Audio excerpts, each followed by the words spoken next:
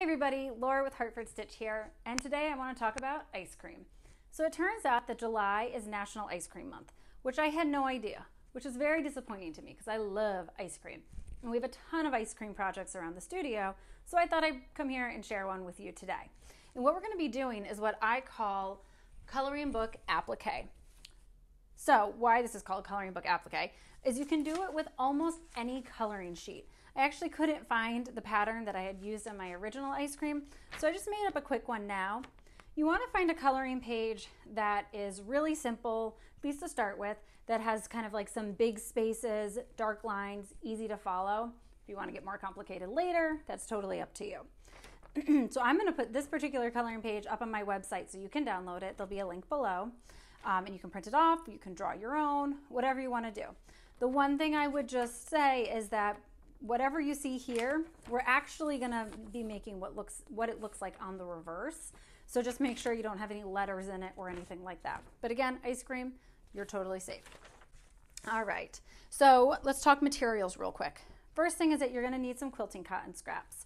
I do 1 scrap per swirl of my ice cream and 1 per of my cone, but you can do anything you want. So actually these two right here are the same pattern. This one I just started to add some more details to, where this one's like super simple. So this is a fun project. You can kind of incorporate as many scraps to it as you possibly want. All right, so you need your quilting cotton scraps. You want a larger piece of quilting cotton. This is a fat quarter for your backing. And I like to pick a fabric that's fairly low volume. It's not a huge, crazy print. And that way the pieces of my ice cream or whatever you're putting on it will really pop out. But again, that's my own design decision. So you do what works for you. Lastly is that you're going to need a piece of Wonder Under. So this is a double-sided fusible adhesive. It's actually kind of like this glue webbing that's stuck to this paper.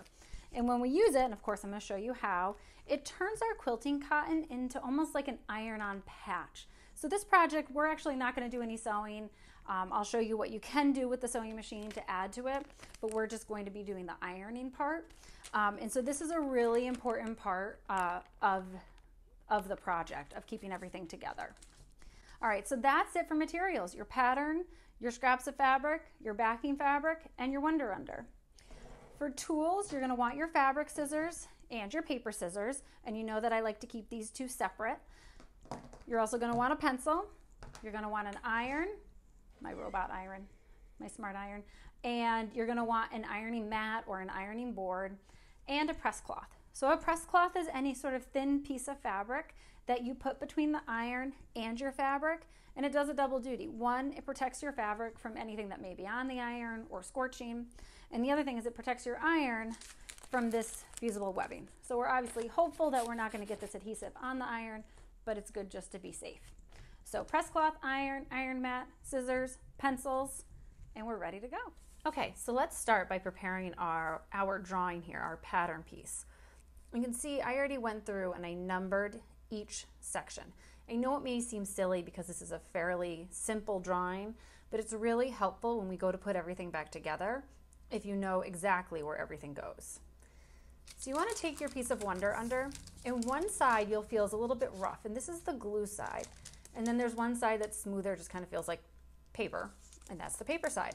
So you want to put the glue side down on top of your image, and we're going to trace around each line and the numbers.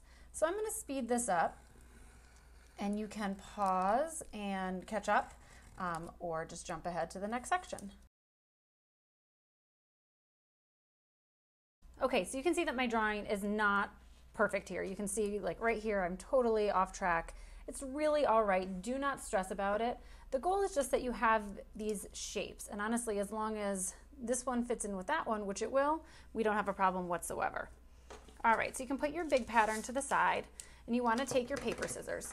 Remember, I don't like to use fabric scissors with paper because it can make them really dull. So I keep a special pair of paper scissors around. Now I'm going to go through and cut on all of these lines to separate each piece from the other.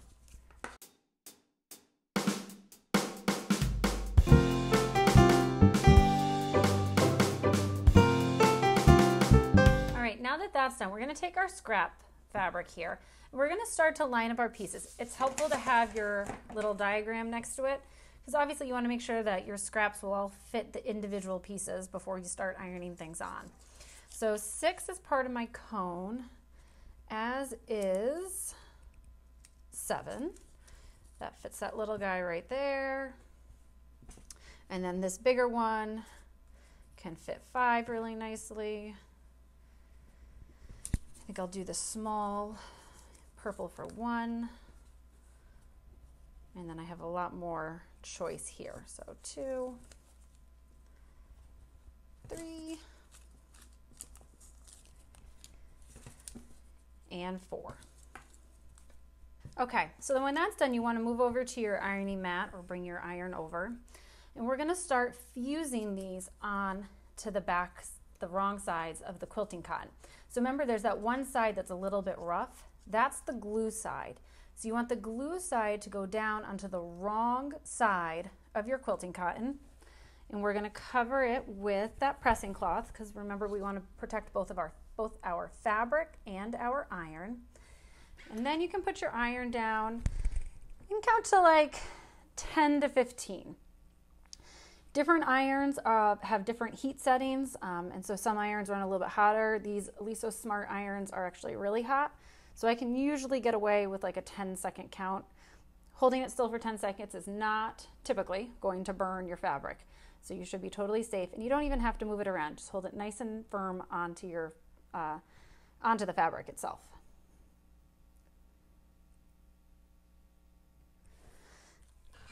All right. And now that that one's on, you'll see that it is securely on that fabric. And I'm going to let this cool down a little bit before I do anything else with it because it is super hot.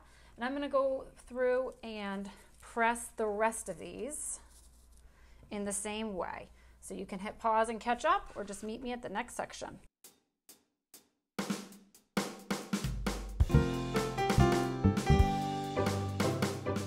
All right, so now those are all done and this one has cooled down just enough that I can hold on to it here. And I'm going to cut around my shape with my fabric scissors now. And this is where you do want to try to keep it as close to that shape on your template piece as you can. Because remember, these all fit together kind of like a puzzle. So what I want to do is I'm going to cut all of these out and then we're going to lay them out the way that they should be on our backing fabric.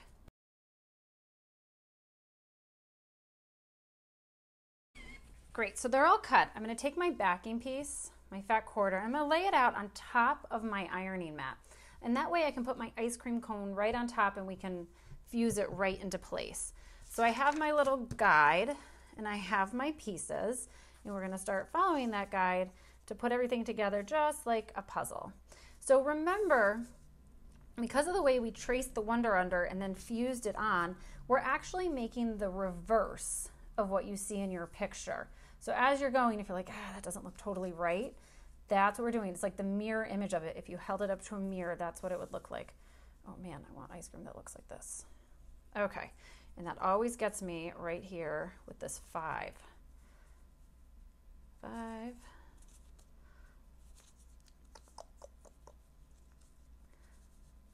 6.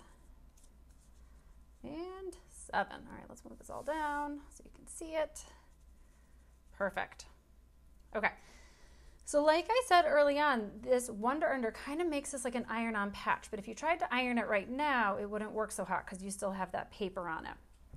So what we're going to do is one by one, get in there and peel it out. And this one actually worked out well because I had a little bit of an extra lip of fabric to hold on to, but you want to carefully separate that paper from the fabric. And as you do it, you should feel that the paper is nice and clean. It doesn't feel rough anymore. And it almost feels, I guess the best way to explain it is kind of sticky. Like there's a little something stuck on the back of the fabric itself. And so you should get a clean pull off if it has fused enough. Now I'm going to jump down to this number 6 here because this one I intentionally did not fuse very well. And I did that so you can see what it looks like when it's a bad fuse. So I didn't do it long enough. And if you can see, I have what I call spider webs. The fusing, it's actually sticking more to the paper than it is to the fabric. This fabric is almost clean. So see that little spider web there? If you get that, that's a sign that you did not fuse it enough. And so you want to put it back down, cover it up, and hit it with your iron again so that you can finish fusing it. Okay, so that one is back to being done. I'm gonna let it cool down, and I'm gonna go and peel the rest of these. If I see any more spider webs, I'll give it a quick iron to finish it. Well, actually, probably like a 15-second iron to finish its fusing and get everything laid back out one more time.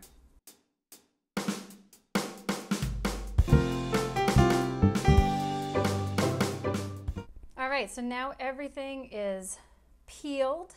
You see it kind of has a little bit of attraction on the fabric, and we are ready to iron everything into place. So once again, you're going to cover it with your pressing cloth. Now go very, very lightly and gently here because you don't want to mess up any of your pieces. Make sure everything is flat, and then you can start your ironing. Again, 10, 15, 20 seconds, whatever your iron calls for. And this is a good time to talk about the difference between pressing and ironing. And I'm going to go more into this in a different video. But often we think that when we iron, we need to move it back and forth so that the iron doesn't scorch the fabric, when in reality you can leave it down for 15 seconds or so typically and not have it cause any damage. And the good thing about this is if I started squishing this iron back and forth, what we most likely would see happen is my pieces would get pushed out of the way underneath my fabric just by the force of it going back and forth. So if you just keep it down, count to 10, 20, whatever you need to count to, and then pick it up and move it on to the next section, you won't disturb anything that's underneath your press cloth. And everything will look just the way you put it. All right, so that is done. You can see it doesn't fit in totally perfectly, but I kind of like that. I like the little patchworky look to it. It is insanely hot right now though. These irons get so hot. So that's all we're gonna do with this today. I'm gonna show you, and this is of course my other design that I couldn't find for today, but a couple different things that I did on this one. So for this one, you'll see that I did sew the pieces down. If this is going to go anywhere except for maybe like hanging on a wall, you do want to sew it down because even though the connection between the scraps and the background is pretty strong, it's not really a permanent connection. So you can add just a line of stitching right around the edge. We don't have to do anything to these edges if you don't want to because it is a raw edge applique. And you can see that the stitches actually kind of add a nice little layer of interest to it. It's another little design element. So that's one thing you can do with it. The other thing you can do, this one I didn't get around to stitching it, and you can see it's kind of coming up in the corner here, but I started to add some more pieces. So I added kind of some extra highlights. I felt like I was being fancy by adding shadows to my cone.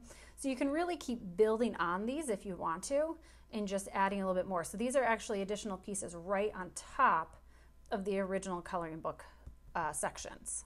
So those are options. And then when you're done with it, what you do with it is up to you. I've had kids make pillows, wall hangings. This would be a super cute front of a beach bag. So many different options. And of course, it doesn't have to be ice cream. So that's it. I hope you enjoyed your coloring book applique. If you do this project and post it, please tag us. I love to see what everybody makes. If you like what you saw, hit subscribe, give me a thumbs up, and I'll definitely be back with more tutorial videos.